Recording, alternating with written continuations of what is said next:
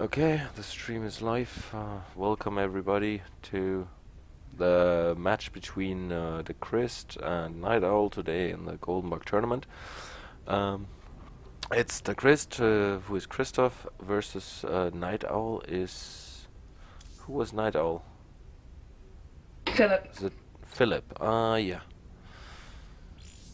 Christoph versus Philip. Interesting match. Both players are... Yes. Oh, sorry. Yes, ready. Christoph as the winner of the first Golden Bug tournament and the third placement in the second is definitely one of our top players here. And Philip is new to the tournament, but has already proven himself quite the skill.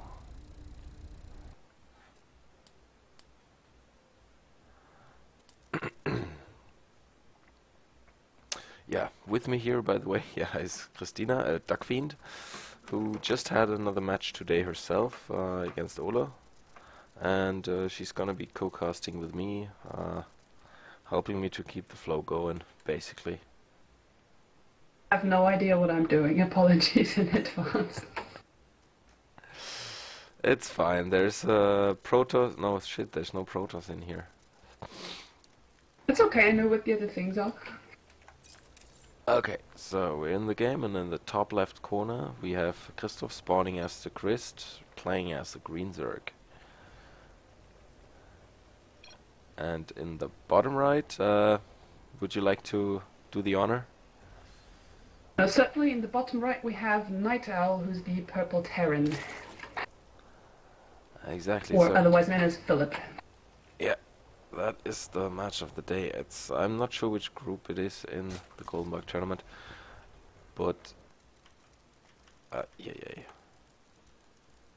But it is going to be an interesting match. We are, I think we're filling up slowly the group stage, the matches. At the moment, DaKrist is on 4th position with 1 win out of 3 games played. Wait, no, that is not correct.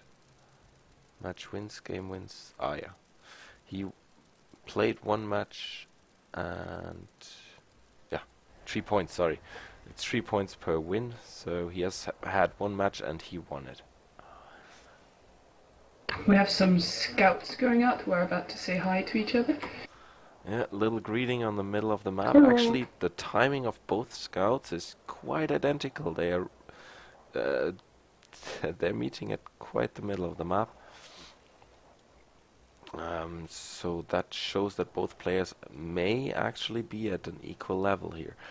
DaKrist is popping down his expansion, which got immediately spotted by Philip.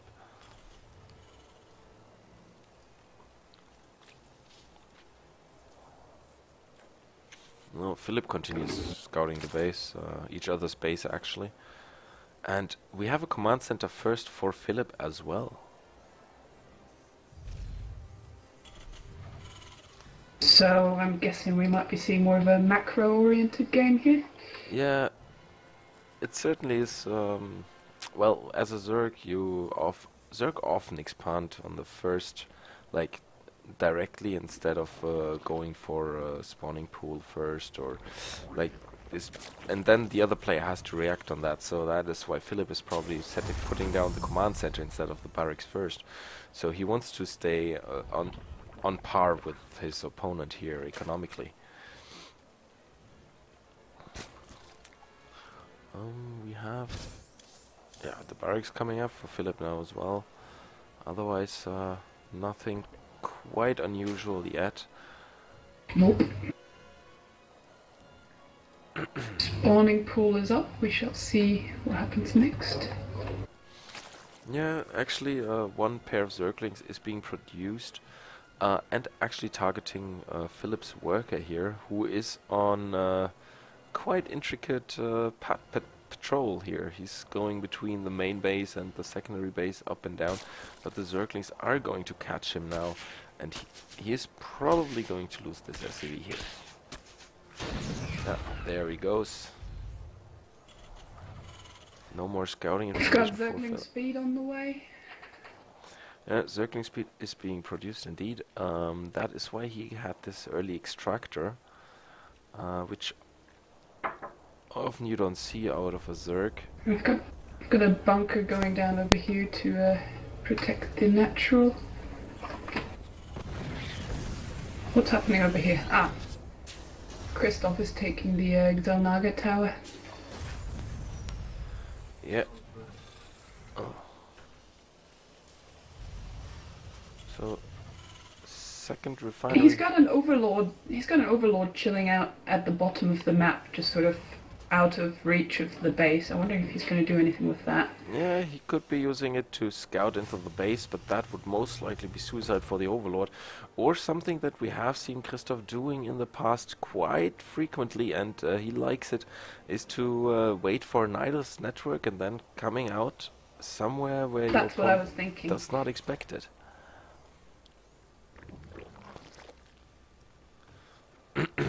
So we have a Roach Warren coming out for Christoph as well. Christoph went for 14 drones. Not sure, Andre. What do you mean, 14 drones? Oh, 14 drones on the main base. That is not fully saturated. 16 is the ideal, but I guess he is going to pop more drones. User joined your for channel. the economy. So far, army supply. Both players are, as you said earlier, Christina, both players are going for very macro heavy gameplay at the beginning, and we'll most likely see a mid or even late game in this match. We've got more factories going down, so Philip might be going for some mech play. Looks like it. This definitely looks like mech play. Four Hellions out already. Maybe he took a glance on the strategy of Thomas against me the other day. But the Hellions are not going to be his best choice against the Roaches, unfortunately. No, I'd expect those to be used for harass, but it's a bit late for that. Yeah, the harass is not going to be happening at first. He is loading the Hellions into the Medivac, very nice, but will he be able to push back this army of Banelings and Roaches that is about to hit his base? He's getting Widow Mines down, two Widow Mines now in position, very nice, but two Marines just can't hold this Roach army, and he will probably have to bring back...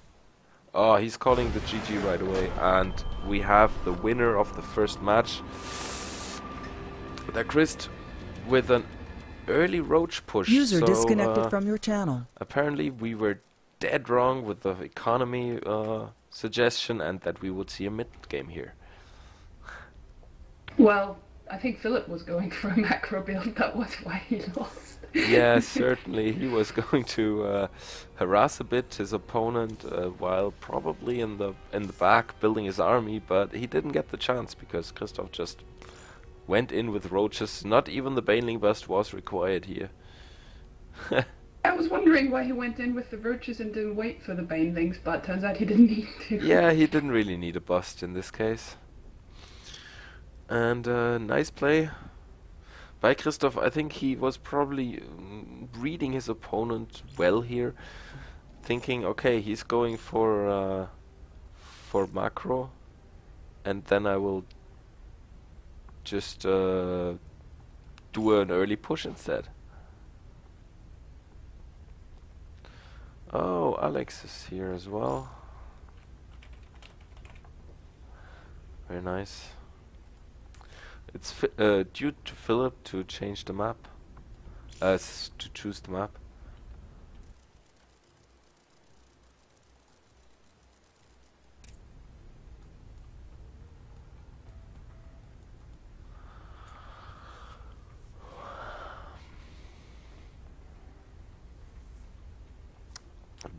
Belshir Vestige will be the next map in the second game. Belgier Vestige LE.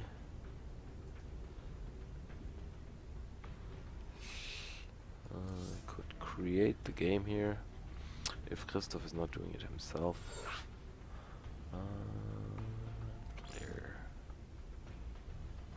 No, Christoph is not available. So I'll just quit the lobby again. There we go.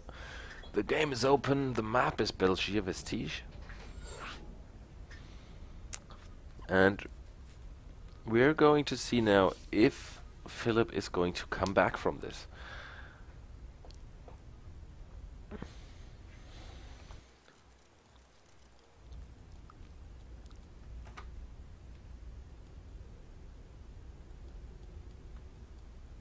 I have a hunch that he might User not joined go your channel. command center first in this next one, but I might be wrong. Well, I think Christoph himself will probably go for the hatch first himself, and maybe Philip is going to exploit this. He could be going to exploit this in the next match, since it didn't really serve him well to do the command center first. So yep. We will see how this game is going to unfold here. The first match, in all fairness, was a bit too fast for my taste. I normally prefer lots of back and forth action. I guess everyone does. And quick cheese is... Well, it wasn't exactly a cheese. No, it was not cheese. But early, very quick games or cheese games with all-ins are often just too quick, you know. There's not that much to cast about, like now in the match. The first 6 minutes in a StarCraft match, you usually don't have much to say, other than maybe talking about the possibilities and don't know what the players are going to do. And then suddenly the game is over, with not even a real fight happening.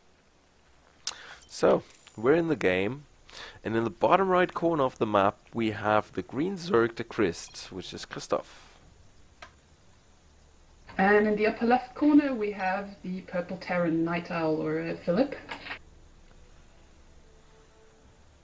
Yeah, so the first match was decided by Christoph after about 9 minutes into the game. He just had a roach baneling attack planned. He didn't require the banelings because his opponent, Philip here, he went for a very macro intense game, had only a few Hellions as a harass, and just didn't bring up the army. He didn't have the units to fight against those roaches.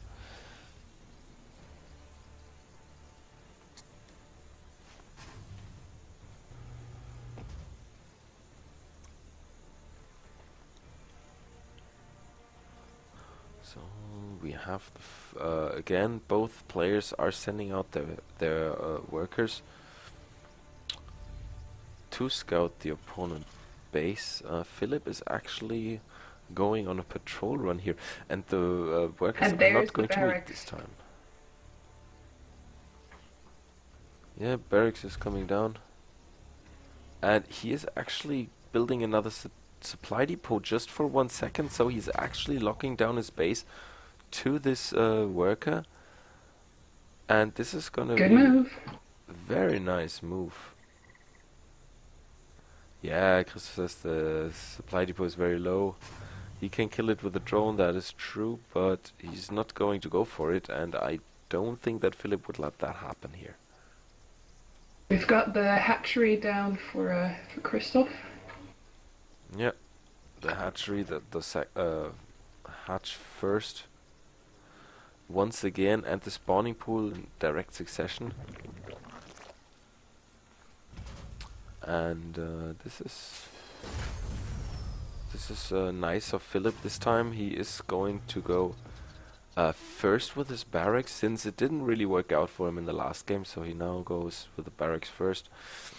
Probably trains a bit of an army. He also surely wants to have Marauder, which is the natural counter of the of the Terrans against the Roaches that took him by surprise in the last match. I'm gonna guess Christoph isn't gonna go for roaches again, though. I'd expect, I don't know, Mutiling or something like that. Yeah, Christoph is not the type of player who does the same build in 2 games in a row. But who knows? Roaches is a very good versatile early unit in the game, and we have just seen how well it can work, so we'll see if he changes strategy or goes for something similar. He definitely has no workers on his extractor. Not sure if that is on purpose. Oh, he removed them actually. Yeah, he just got enough for lane speed, which is on the way now, but he doesn't want any more gas. Yeah, 4 Zerglings took out the scouting worker here of Philip. And okay, we've got the CC going down for Philip as well. Yeah, command center, the expansion coming down. That is the thing for Philip here. He while he does want to produce some army, surely he cannot neglect his economy because he knows his opponent is ahead once again. He does have his secondary, so he needs to catch up basically. And in the back, the Zerg always needs to expand earlier, though. Yeah, that is true. And the Zerg always wants to in the mid game wants to stay ahead, at least one mining facility more, one main building.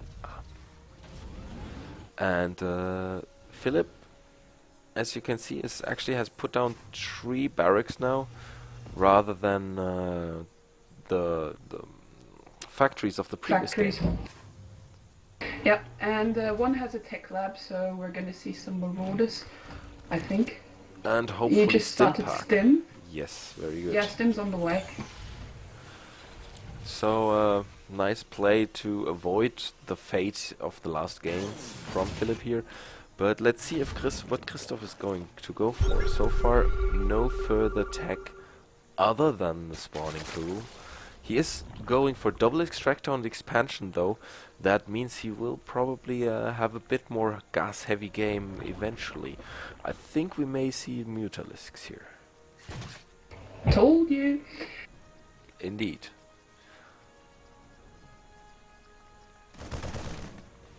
So, oh, that very nice supply depot lift here. Those Zerglings almost got into the base, but instead got taken out. Just denied. Yeah. Got some OP mules here. And I was about to say that what I'm missing from Christoph is creep spread, but then he moved his queen out and started plonking down a bunch of creep tumors, so nicely done.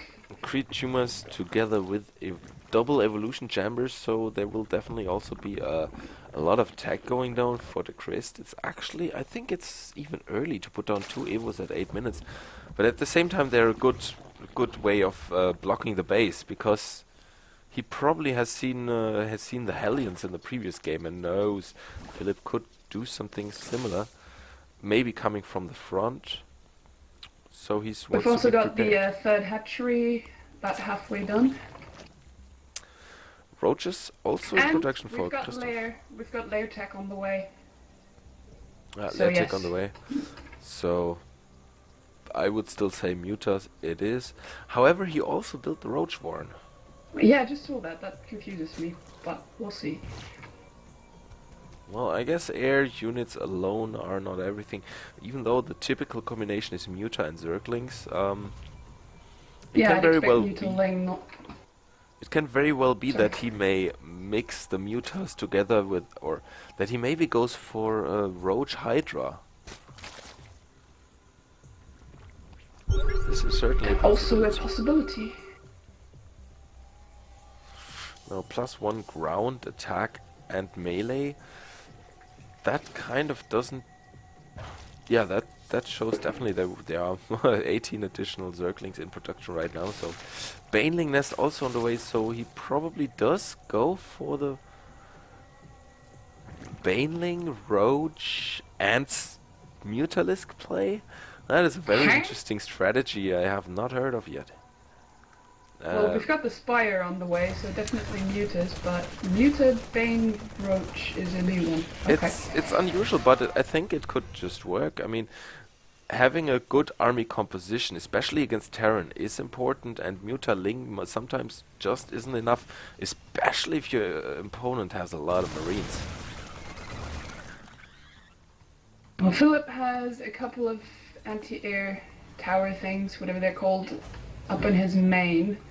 So Yeah, he might missile be turrets. suspecting shenanigans. None in the natural though. Yeah, there is an Overlord just flying over the base for scouting purposes, but he's being shot down after scouting a few more barracks. All 5 barracks actually currently having been scouted by Christoph,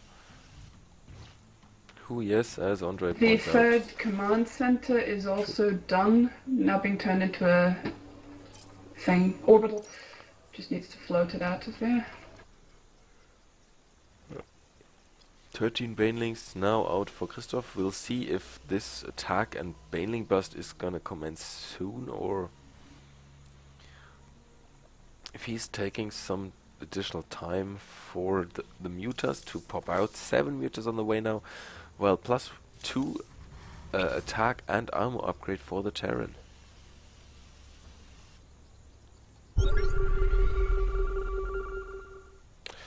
We have the Terran moving out now as well with the mainly more Marine army, and Christoph has spotted this. He got the Zelnaga tower with a single Zergling just before the Marines came and took him out.